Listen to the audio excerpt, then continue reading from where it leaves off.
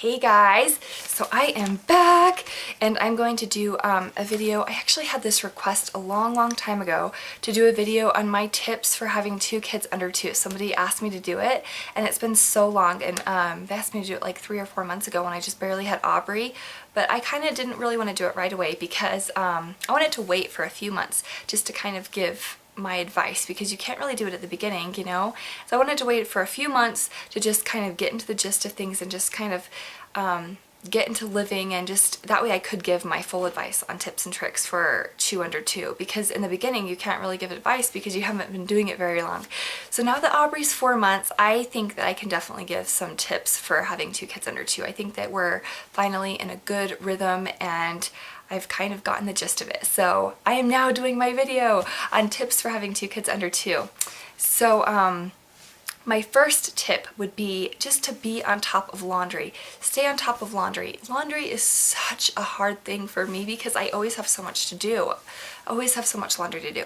But if you're on top of it, it's so much easier, especially with two kids under two. They poop through things, they pee through things, they spill on themselves, like always laundry, always laundry. So my advice would just to be on top of that. Do like a load a day and fold it and put it away, and it's just so much easier if you do that. I have noticed that if I am not on top of laundry, it's just so much more stressful. So definitely just be on top of laundry. That would be my first tip.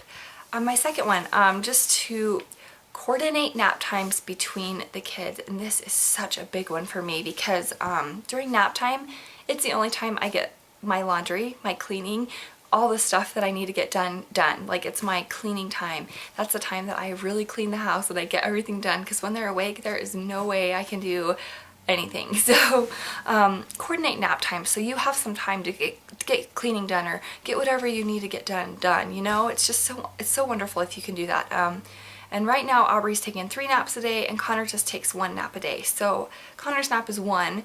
Aubrey's first nap is about 10:30, her second nap is about 1, and then her third nap is about 4:30. So right now, 1 o'clock is the nap time that they take together, and that's just so nice to have that. So definitely try to coordinate naps if you can, and if you can do that between your kids, it would be fantastic, and I definitely recommend that.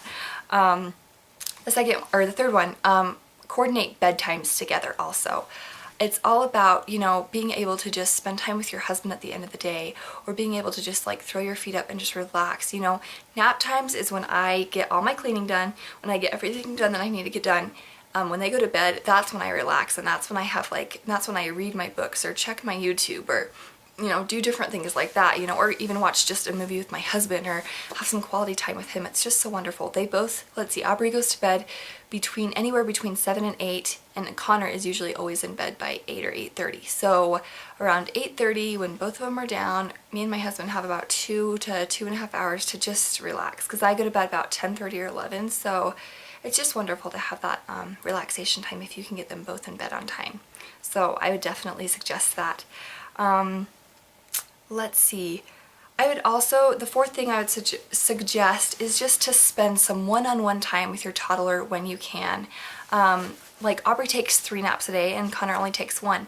And so during her other 2 naps that he's awake on, I always try to spend some one-on-one time with him. I always just try to sit down with him and read him books or sing songs or play games, or just give him loves and snuggles and play his toys with him, or just do something interactive with just him. So I have Connor and mama time, because before Aubrey was born, I always had Connor and mama time, and I don't want him to think that I'm neglecting him. So that's just really important for me, is to just spend some one-on-one time with your toddler or your older child to let them know that you still love them and they're still the highlight of your life. So that's a big one for me. Another one I would suggest, the 5th one, would be have a milk storage supply so you can get away sometimes.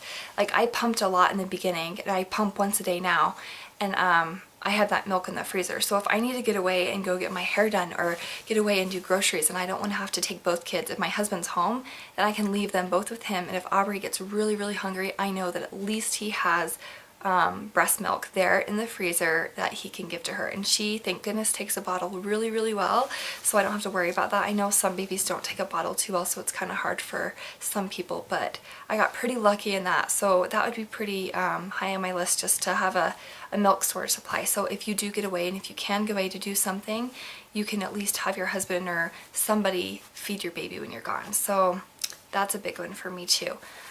The sixth one would be always to have a diaper bag ready to go and filled, like completely filled and just ready to go. So if you have to run somewhere, you have a diaper bag.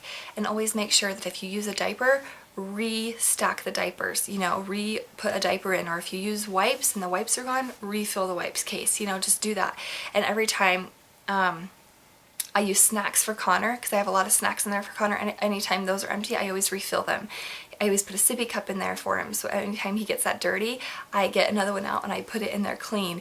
And anytime he runs out of juice or milk in his diaper bag, I put that back in there. So just keep your diaper bag stocked at all times. It's just so much easier that way, especially if you have to run somewhere. You don't have to hurry and like restock the diaper bag. It's just already done, and it's so much easier. And also I would suggest that you put a set of spare clothes in there for your kids, because I mean, Connor, I don't really have to worry about him like peeing his pants or like pooping his pants or whatever, because, you know, he doesn't really do that too much anymore. But him, I just worry about him like playing in mud or like spilling stuff on him or something like that. So, and then, you know, sometimes he does have a little accident in his underwear, or not underwear, diaper. He's not potty trained yet, so diaper. But yeah, so I always just keep an extra outfit in there for him. And then newborns, I mean, they're so unpredictable. Sometimes they poop up their back, sometimes they pee. So, you know, you just always want to have an extra outfit in there at all times. So I have a spare outfits for both my kids, and that is very handy. And I always have a nursing cover. So, and that's always handy because I can just nurse wherever I am and I don't have to worry about it. So, yeah, that's very handy too. So I would just suggest having a diaper bag completely stocked, ready to go at all times, and just so you don't have to like do it at the last minute. You can just go and you don't have to worry about a diaper bag. Let's see, 1, 2, 3, 4, 5, 6, 7. I had to remember which one I was on. So the seventh one I would suggest is if both kids are hungry at the exact same time, if both kids are throwing a fit, then try to feed the toddler first. And I know that might sound a little bit harsh, but you know, if your newborn is like hungry and kind of fussy and your toddler is hungry, I would just suggest feeding the toddler first, just because the toddler is going to remember more than the newborn will that you're, you know, doing what you're doing. And so I tend to feed Connor first before Aubrey if they're both having a meltdown, just because, you know, he is older and he will remember more than she will. And so I try to just soothe her with her pacifier and just kind of like bounce her a little bit, soothe her with her pacifier while I hurry and get him food and get him stuff to eat, and then while he's eating I'll sit down and feed her. So I always try to like get him what he needs first before her if they're both wanting the same thing, just because he does remember more than she does at this point.